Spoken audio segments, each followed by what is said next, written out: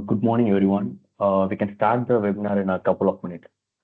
Thank you everyone for joining this webinar. Let's start the webinar. So first, let's begin with the foundation of our discussion. So India's macroeconomic strength. Before we dive into the stock market specifically, first we need to understand the economic environment where we are investing in. So in India, because as we are investing for a long term, so the stock market in long term reflects the economic health, growth, and opportunity. So as you can see in the chart here, as per the latest data from the International Monetary Fund, India continues to be the fastest growing major economy in the world, with a projected GDP growth of over 6.5% in 2025 and around 6.6% in 2026. So when we compare this with China, which is expected to grow at just 4%, and US it's around 2%. Well, when we see even the most developed nations like the Germany, Japan, and UK, they are barely kind of growing at around 1 to 2%. This is a massive growth gap as it's a powerful long-term indicator for wealth creation potential in India. So what's more encouraging is that the IMF has raised India's forecast slightly, whereas when many other countries, when you see that they downgraded or just left kind of change they made. So again, in 2024, India overtook Japan in the kind of becoming the fourth largest economy in the world with a GDP of around 4.1 trillion. This is just not symbolic. It shows that India's economy is no longer emerging. It's the first on the global stage. And we remember that we are not just talking about size, but also the momentum. While Japan and Germany's economies are stagnating and are slowing their growth is very slow, as we can see. But India is rapidly growing every year. This is very much important we need to see. This shift is leading to a global investors increasing their allocation to Indian equities. In fact, several international funds are either overweight or planning to increase their exposure to Indian market. So let's now talk about what's fueling this growth internally. First, as we all know, that's domestic consumption. If we look at the FMCG demand trend, there's been a steady recovery and growth, both in value and volume terms. What's fascinating, if you want to see, the urban demand is stable, but the rural demand is bouncing back very strongly. So especially when you look at the chart in first quarter of the calendar year 2025, FMCG volume growth hit around 5.1%, a sign that consumption is picking up across all the segments, which means across all segments it keep on growing. This growing internal demand matters for India because it's very important. India's consumption leads the economy. Over 60% of our GDP comes from the domestic consumption. When the population is young, then urbanization and the aspirational and their income is also rising. So this has a good impact in the companies in retail, banking, consumer goods, of course, housing, and particularly the main thing is insurance, which will get kind of a big benefit massively from this particular growth.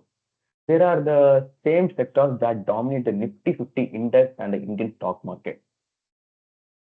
So when we look particularly at the manufacturing push, like we know currently the China plus one strategy, as the global companies are moving supply chains to the India, as even the government PLI schemes are boosting like in the sectors like electronics, pharma, and the renewable energy production.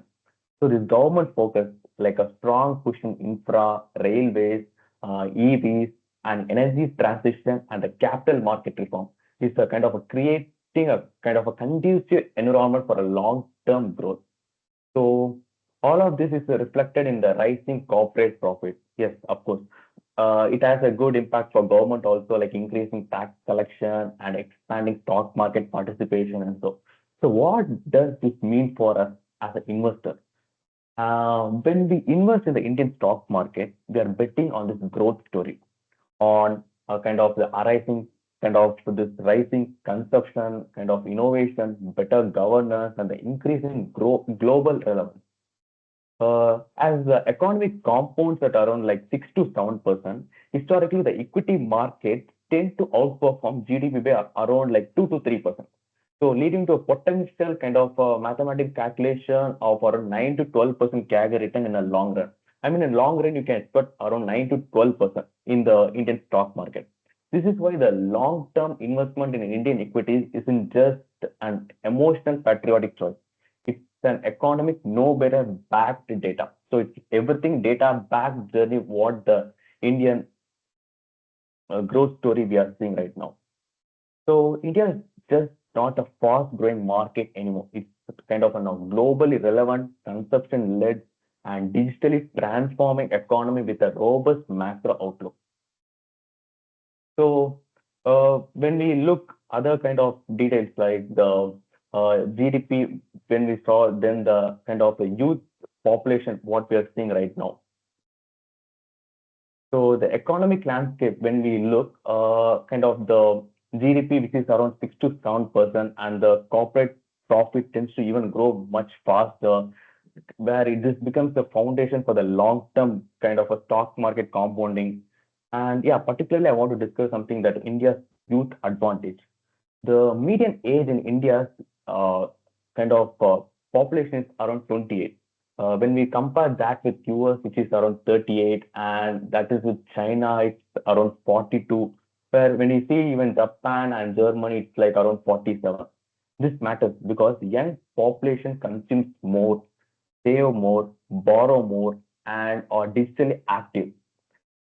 India also adds over 12 million working age individuals each year, which creates a huge pool of talents and, of course, consumers also. For investors, this means like more demand for homes, loans, insurance, FMCG, electronics. These all sectors have a great demand in future, with a strong labor supply that supports manufacturing and services also. Well, this has a good impact by the rising SIPs follows as we when we look the kind of AMFI data for the last 5 years, we can see the kind of SIPs can keep on gradually increasing year by year. It's not just a demographic static, it's kind of a long-term economic engine for us. Then when we look at the third pillar, that is urbanization, which is a fundamentally reshaping India's consumption pattern. Uh, India is adding around like 25 to 30 new towns and cities every year. Like nearly 50% of population will where it's living in kind of will live in future around 2040 will be in living in the urban areas. As people move to cities, their income increases, so does their spending on healthcare, education, personal care, entertainment, and financial services. Everything will be gone, keep on improving and increasing as their lifestyle changes. This shift is already visible in consumption data. Yes. When we look, the organized retail is growing at over 20% year on year because it's a very important data where we need to look as the retail sector is mostly controlled by the unorganized sector by the in India, where around kind of 80 to 90% of retail is controlled by unorganized sector. So this organized retail sector's growth at 20%, which is a great sign that Indian urbanization is growing at a good pace. Of course, the credit card usage and the digital payment have also surged to the next level. Then the kind of this good consumption is seen in the tier 2 and tier 3 cities, which is also rapidly improving. This is excellent news for the consumer stocks, particularly. Then, of course, the real estate and the retail focused companies that form a significant portion of the Indian equity indexes will also see a good hike through this particular kind of information what we are saying. So let's talk about the digital revolution right now. India now leads the world in the real-time digital payments, with the UPI crossing around 12 billion transactions per month as of first quarter 2025, where the digital public infrastructure like the Aadhaar, UPI, and the ONDC, and yes, of course, particularly the DigiLocker, has made India a unique model of digital governance and inclusion. So as this result, the SMEs, the small and micro Enterprises and the gig workers are joining the formal economy. This digital lending and the fintech platform are scaling up rapidly. Uh, Even the e-commerce penetration is increasing. Of course, especially in the rural areas also. The stock market participation via Google app has also surged to the next level. Then the India's digital economy is projected to hit around 1 trillion by 2030. I mean, only the digital economy which will be hitting around 1 trillion in 2030, which will contribute around 20% of India's GDP. So for investors, this means that access to new age sectors like the fintech, SaaS, software as service, platform business, and even consumer tech. So what does this mean for all of us? India's economic landscape is young, dynamic, urbanizing, and digitalizing at an unprecedented pace. These are for long-term, non-cyclical trends. They are reshaping our economy and capital markets. This environment is ideal for a wealth creation through a long-term equity investing. Yes, because you're investing not just in stocks, but in the growth story of the nation at an inflection. So now we have understand the macroeconomic landscape. Let's get more specific right now. India's growth is not just broad-based. It's even being driven by selective sectors also that are positioned to lead the next decade. Okay, on this slide, I've highlighted like around five key sectors offering long-term investment opportunities. So first, let's go through the information technology. India remains the digital back office of the world with over 250 billion in US terms. India exports in IT field. As the AI and even automation evolve, global companies continue to still rely on Indian IT firms for their cloud services, cyber security, software development, and data analytics. So, with rising global digitalization, Indian IT is even transforming from a cost arbitrage to a value creation. As earlier, Indian IT is seen to be as a place where the cost efficient kind of a labor stuff, but right now India is looked as a value creation hub. So in long term, investors should watch like leaders in digital transformation, mid-cap product companies, and the AI-enabled service providers. India will be a great spot. India is also undergoing kind of green revolution. Uh, we have ambitions, kind of achieving around 500 gigawatt of renewable energy capacity by 2030. So it has a good impact in sectors like solar, wind, hydro energy, and EV infrastructure also. So companies in this space benefit from the government incentives, global ESG capital with the rising power demand also. It has a great demand. So this is a space where early participation could offer outsized returns over the long term. Well, then the infrastructure, which is the foundation of India's growth story. The Indian government kind of this Gati Shakti Master Plan and the PM Gati Shakti National Mission, which are focused on logistics, highways, ports, railways, and airports.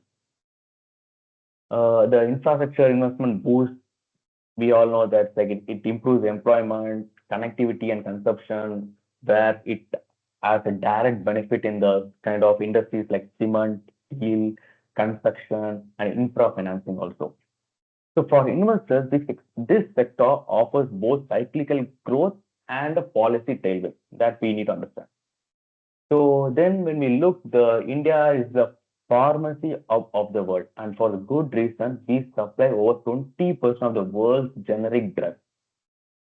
And as a key partner to the US and the European Union for affordable healthcare solutions, when we look kind of the post-COVID, India has accelerated its focus on R&D, kind of bio, kind of technology and the API self-reliance under the kind of this government PLI schemes. So investors should monitor export-focused pharma, the CRAMS players, and companies investing in innovation pipelines.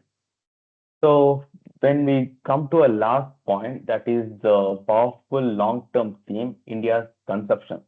The India's middle class is projected to double in size by 2030. This translates into a rising demand for FMCG, durables, apparel, personal care, even the discretionary goods. This urbanization, rising income. Of course, the important thing is that women's workforce participation, which is at the all-time high when we look compared to the previous historical data. So the companies with strong brands, pricing power, and the rural reach are especially well positioned.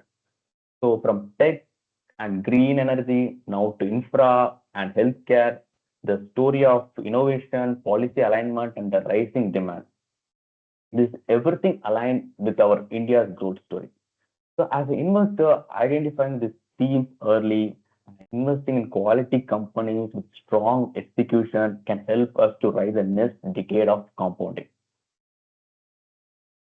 So this is not kind of a trend, they are more tectonic shifts as they form a building block of India's investment potential.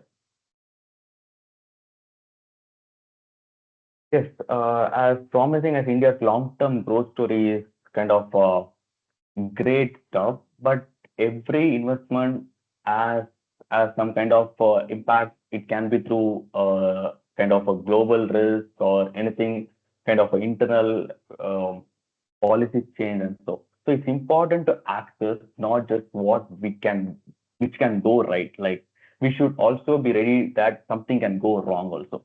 So in this slide, I have just outlined some key challenges that investors should keep in mind when approaching the Indian market.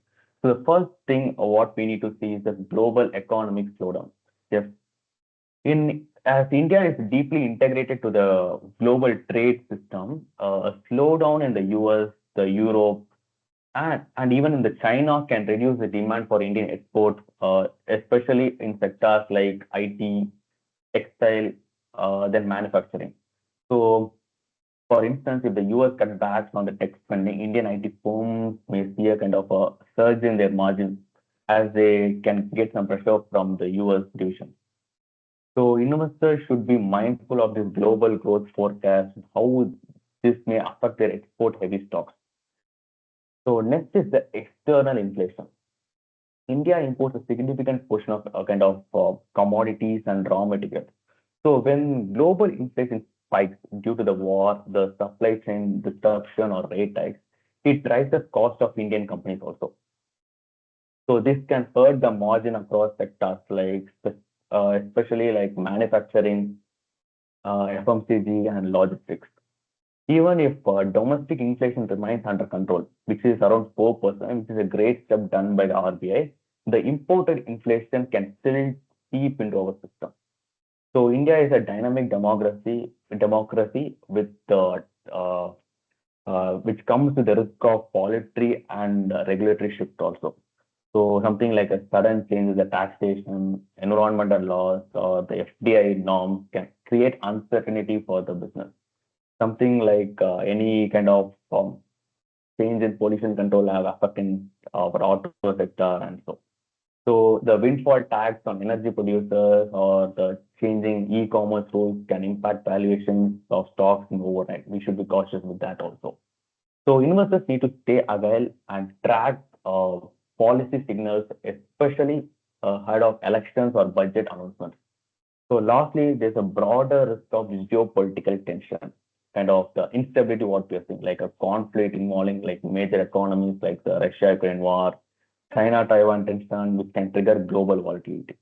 While India may not be directly involved, but foreign investors often pull out the money from the emerging markets during the period of uncertainty, impacting stock market and the currency fluctuations for us.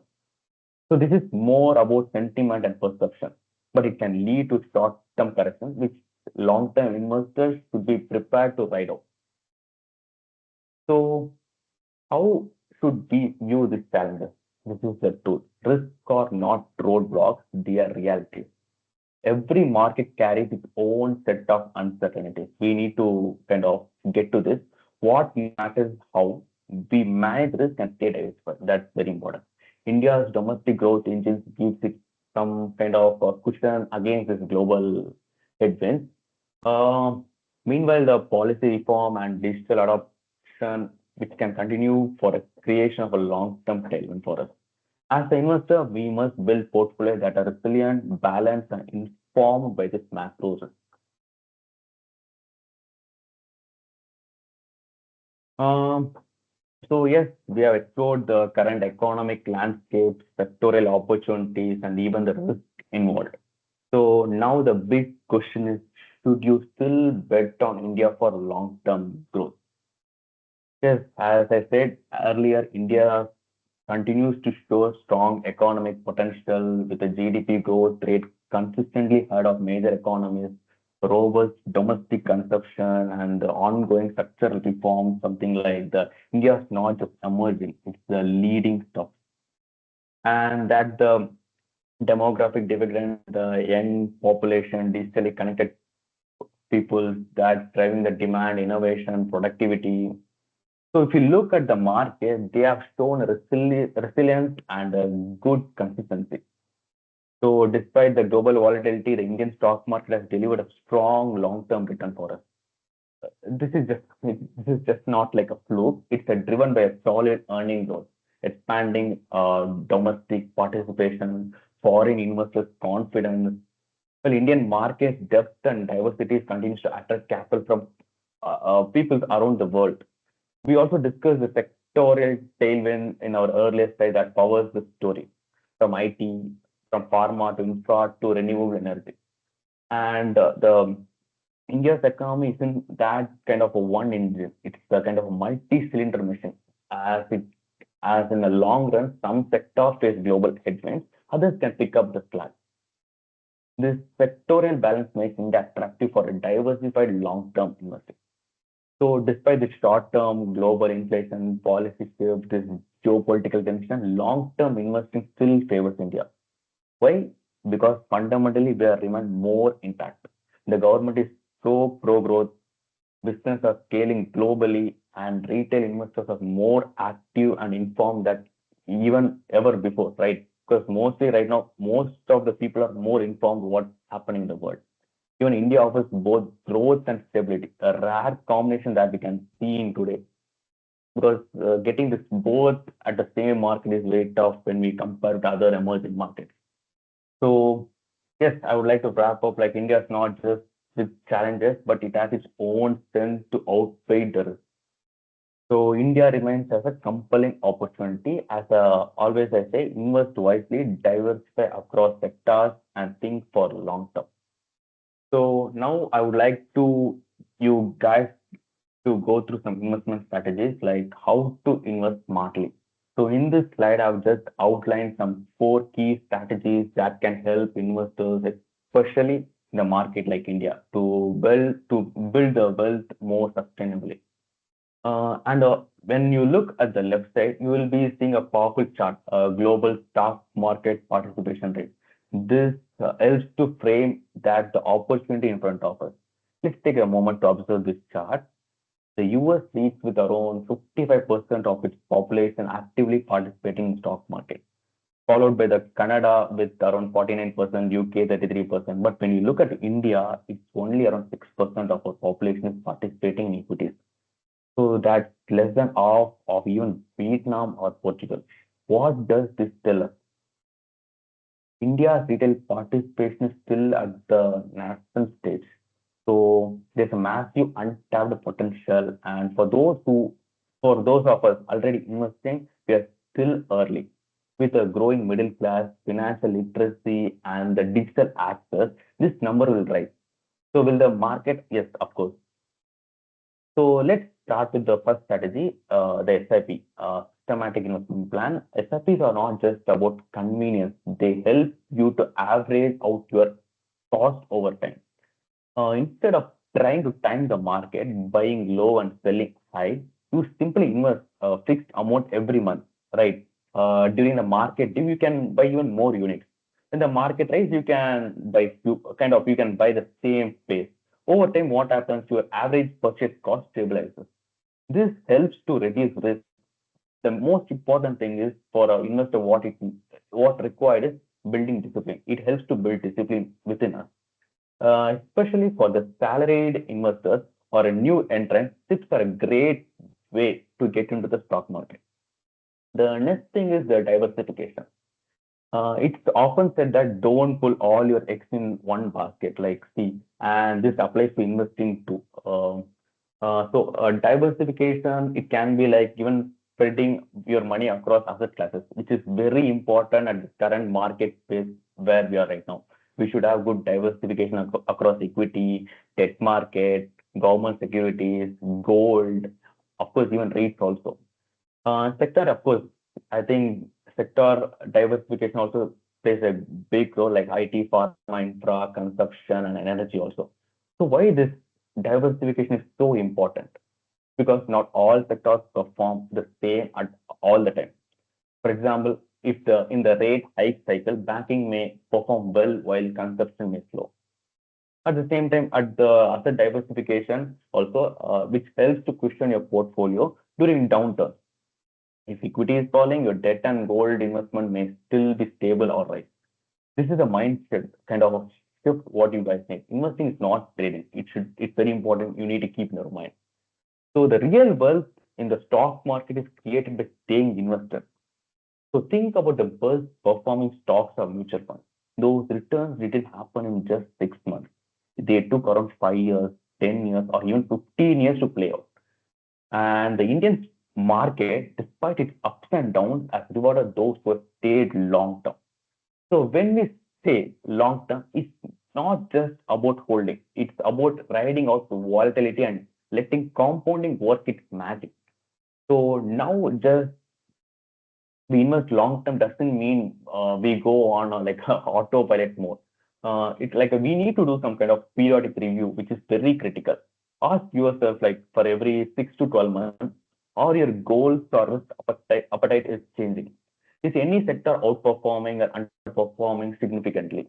As a fund or a stock consistently lag, or is there any kind of fundamental thing which got collapsed also? So based on this, you can rebalance, trim exposure when needed, increase where there's value. This way, your portfolio remains aligned with both the market reality and your personal goals. So to sum up, the strategy matter as it's more important than timing and selection. So think of investing like tending a garden, like SIPs or your watering system. Diversification is like planting in different soil types. Long-term horizon gives a root time to grow. And the review your portfolio is something like pruning when needed, right? And one final thing, India's participation rate shows that we are still early in the game. You are not late. You are also early. So be thoughtful, be consistent, and play the games in a more long and a longer manner.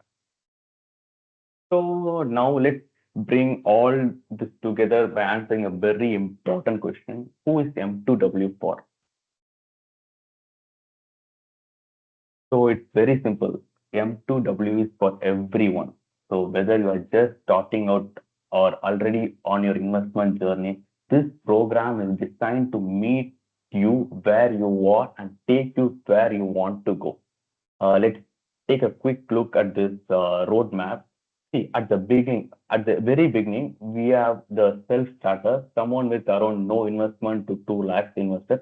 Maybe you have just begun your career or started to set aside some money. That's where we set up in with the basics like building discipline, getting comfortable with mutual funds, and making the first steps. As you progress too, you will go to the go-getter and then achiever, leveling kind of reaching like 2 lakhs and 5 lakh milestones. It's not just about investing more, but investing smarter. We help you to optimize your SIPs, align your investment with your goal, and ensure you are not just growing but compounding meaningfully. Then by when the time progress, you'll be reaching the warrior stage like 10 lakhs. You've already built a solid habit and reaping the early fruits of the long-term investing. Here we help you to dig deeper, tax optimization, asset allocation strategies as we do financial planning. As our strategy team, we take care of this asset allocation strategies and the smart diversification which will come into play. Then we move into the real compounding zone, that is the sharpshooter, which is at 25 lakhs, and the maestro at the 50 lakhs. At this point, every decision is a big matter. Are your funds aligned with your risk profile? Is your portfolio overweight in one sector? Kind of we start offering sharper, where in this particular time we kind of offer more sharper advice and more nuanced strategies to make your capital work even harder. And finally, the big thing. what everyone aimed ambassador, the 1 crore and beyond. This isn't just a number, it's a mindset shift. Here's about more important we need to, which is the most important thing we need to know is that wealth preservation, goal-based withdrawal strategies, and ensuring that your money continues to serve your dream and responsibilities, whether it's your retirement, children's education, or leaving a legacy.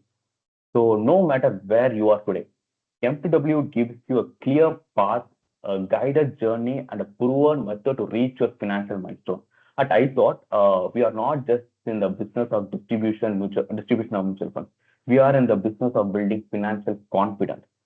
And best part, you are not doing it alone. With our experience, research-backed process, and a personal guidance, we walk with you every step of the way. Let's move from uncertainty to clarity. Let's make a move from scattered effort to consistent results. Let's make a move from where you are to where you truly want to be. Because M2W is not just a journey, it's just like possibly it's more planned. So thank you everyone for attending this webinar. I'm really happy to take the Q&A. Hi Ram, thank you so much for the presentation. We are supporting you in the Q&A. And there is a question that has come saying, why won't the Japan story happen for India and with all this India shining story? Look, it's very simple. It's not that you have to look at demographics. You have to look at how the entire country is evolving. So Japan had a very, if you clearly look at that scenario, there are more old people than young people. There are definitely more young people than old people. So the trend is clearly not visible as of now. But if when we look at these examples of what happened to them, it's unlikely that we are heading into the same path. Can happen, but given where we are today, given how things are today, very bleak, unlikely. Markets and GDP growth do not go hand in hand. But why it does not go hand in hand? Sometimes it's very front loaded. Sometimes the growth is always uh, front ended, so we are paying a much higher premium. But given where we are today on India and the regulatory environment that's there, particularly for India, uh, we don't seem to be at a very premium zone in terms of equity. And you have to be at a prolonged zone in terms of premium for valuation. So we've seen that happen in US where they have been trading at very high valuations over a long period of time. So it all goes with time horizon. Yeah. The next question is on what will be the impact of rising bond yields in the US and Japan. Okay.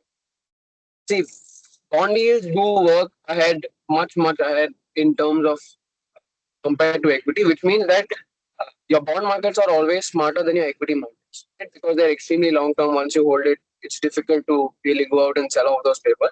And when institutions come in to buy such papers, they have to come in with a lot of conviction, right? So bond yields do show inherent strength of a country, the trust that's there in the strength of that particular country, right? So today also, if you see US bond yields, they've crossed 5%, and that is a risky scenario for that particular country. So when we as equity investors need to see, we will only see that okay, there is something that the bond markets are talking that the equity markets are missing out. So we need to be a little more cautious. So for us in India, our bond yields are very stable. We are seeing a lot of inflow coming in, and with our macro environment, that becomes a big opportunity for us just in terms of stability and growth. There's a question on, is it the right time to invest in gold and silver? The gold has had a very good run, and given that particular run, there seems to be a little bit risk on that side. Silver compared to gold is cheaper, so precious metal should be a good allocation in terms of investing. But given where we are today, we have vocally told out multiple times as well that you can take a little breather on the gold side, and compared to gold, silver seems to be very cheap. Any idea on data center policy? No, no idea. Uh, but we will do some videos or blogs or anything when it comes out, when it becomes interesting. Right now, we don't have idea as to what is there. Uh, we have to look at international funds. Yeah, international funds right now are shut, so you cannot put in any more money. So what you have, you can hold that. That is not a problem at all. But given the regulation, we cannot put more money into global funds or international funds. Okay, so I'll take both the questions. So the comment on the question coming in is that if it's sideways and it's more prone to, uh, is it wise to reduce return expectations? Yes, we have vocally told out everybody who we work with, saying that this year you should not have very high returns as expectations as what you thought for the last couple of years. This is a year to expect very moderate returns. Nil or moderate returns is what you should expect, right? So there's no prediction of where the Nifty will be at the end. We are not in the prediction game, in terms of where it would be. But we do understand that given macro, given scenarios right now, it does look like this is going to be a year where you have to moderate your expectations. And we vocally told out to everybody who we are working with. Okay, in terms of valuations for, it's a very good question given how the couple of quarters have been. How do you see the large, mid, small caps? Mid and small continue to remain at a very high premium. Large caps have caught up, so it is somewhere between fair, but there's still some good amount of runway for large caps. So compared to the three, large cap still remains to be cheaper than the two, but mid and small cap remain to be in very expensive. Rich Dad and Poor Dad. Rich Dad, Poor Dad is predicting global recession for him. What about HDFC World Index Fund? You cannot invest in any global fund right now because everything is shut. So if you do have your portfolio, just send us a hi on the number, and we can do a review for you. That won't be a problem for us at all.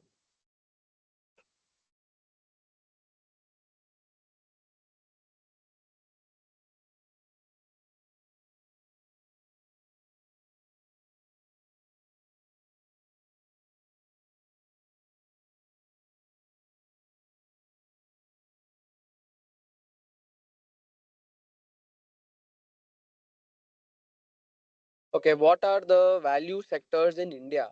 In India right now, India consumption is very attractive. So those I would say are value sectors. Financial services again are value sectors.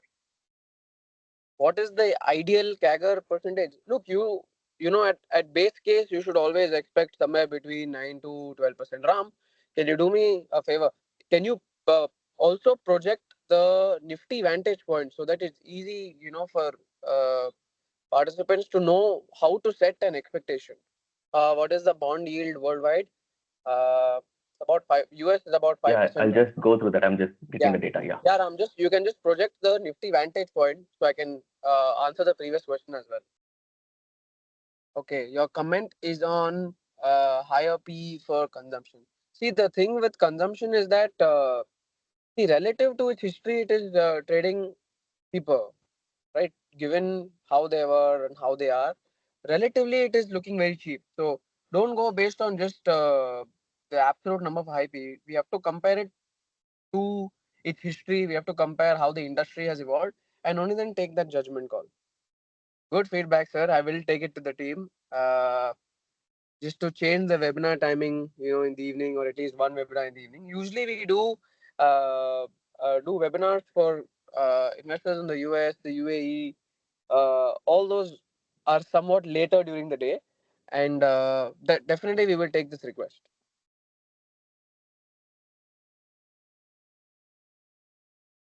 No, Ram, not this one. Our vantage point. Sorry, actually, like right now I don't have the data with me. I have No problem. some No tech problem. issue Just in take that. that I'll question. just No go problem. through that and So discuss. the Yeah. No issues. So the thing is that Nifty usually does somewhere between 9 to 12%. So the expectation that this is over a very long period of time, right? After 10 years, 7 years to 10 years, and then after that is when you see stability starting to come in. So your return expectation for the year, since we've had very, very good runs, should be very nominal. It should be less than that, right? So that is what you should expect in terms of the year, in terms of next couple of years. So these are not 2 years where you should expect very high returns, but you should go with that uh, idea that okay, these are years for me to add and consolidate and scale more into into positions and rebalance and see where we need to invest more money, right? This should be as per the goal, and this should be as per your risk profile. Okay, is US market overvalued? Yes, it is slightly on the overvalued side, but it's not extremely overvalued. But yes, it is in that zone between fair to expensive. So when we see it as fair, expensive, fair, cheap, very cheap. So it is between fair and expensive.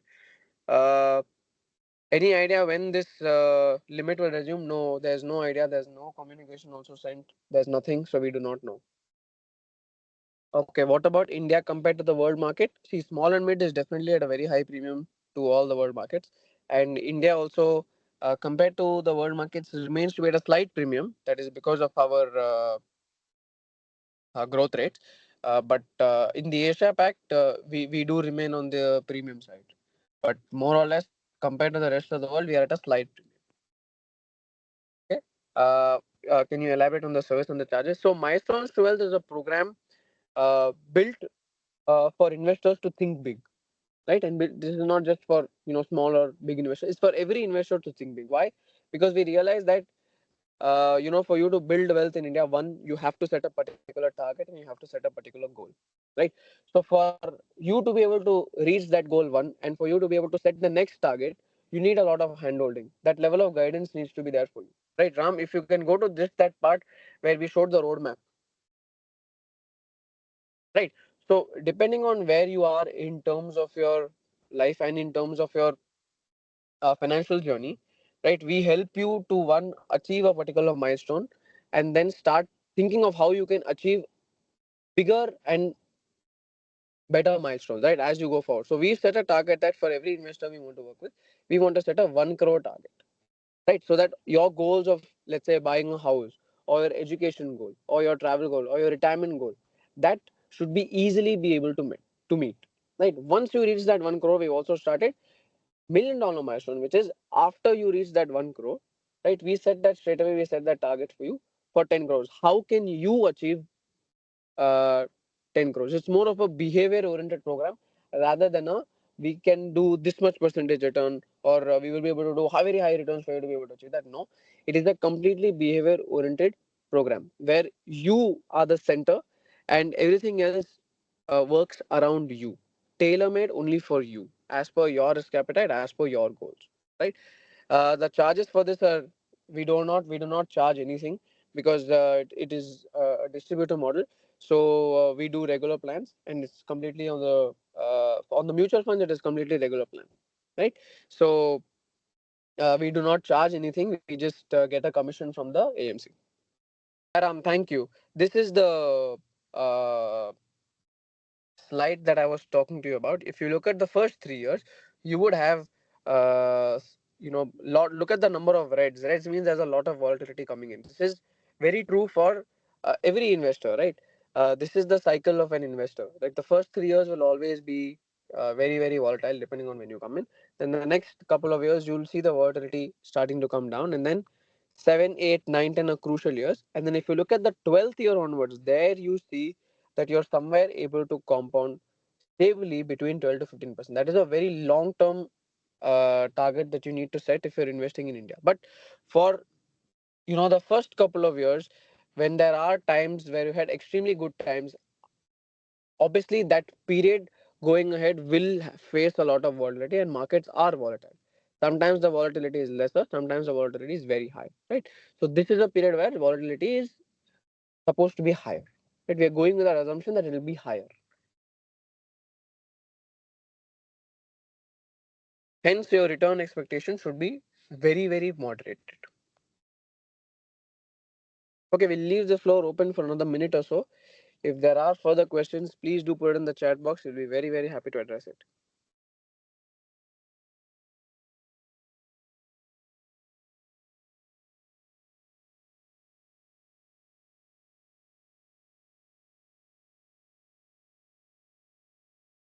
Okay, there's a question on how often will the meeting be done for performance improvement. See, it's not about performance improvement, but it is majorly about you. So how is it that you can contribute to your best? So that's why we say that you first, your level is that you need to understand whether you're adequately covered in terms of insurance or not, right? Or all your defenses should be met, right? then contribute towards your insurance. Then, so it's a holistic approach, right? Then we need to understand whether your emergency reserve, which is at least 6 to 8 months of expenses, right, for your household, is met, is there, right? So your that's your next level. Only then we will get into trying to see what we can do best for you in terms of financial assets, particularly equity, right? So we will cover all the bases for you, and only then move on to uh, equity, which again is strict. So we understand your risk profile. So we make you take multiple financial health checkups. That's what we call it. And when we understand your risk profile, only then we will tailor make solutions for you. Right. So then our only meeting that happens is to try and understand whether everything is going on track, right? And what is it that we can do, one, to achieve that particular milestone faster, right, from your side. So that is the kind of meetings that we have with investors that we work with, right? It has nothing to do with let's sell this and buy this. No, we are majorly long term, so we will only think from a long term perspective. Our churn ratios are very, very low. It's about 30%, very, very low, right? So we only think from a long term perspective. So we take over all that load from your side, so that you're able to concentrate on bigger things for your life, where you'll be able to achieve your own personal milestones that would in turn help you contribute towards your financial milestones, right? That is our whole endeavor, that is the whole project about.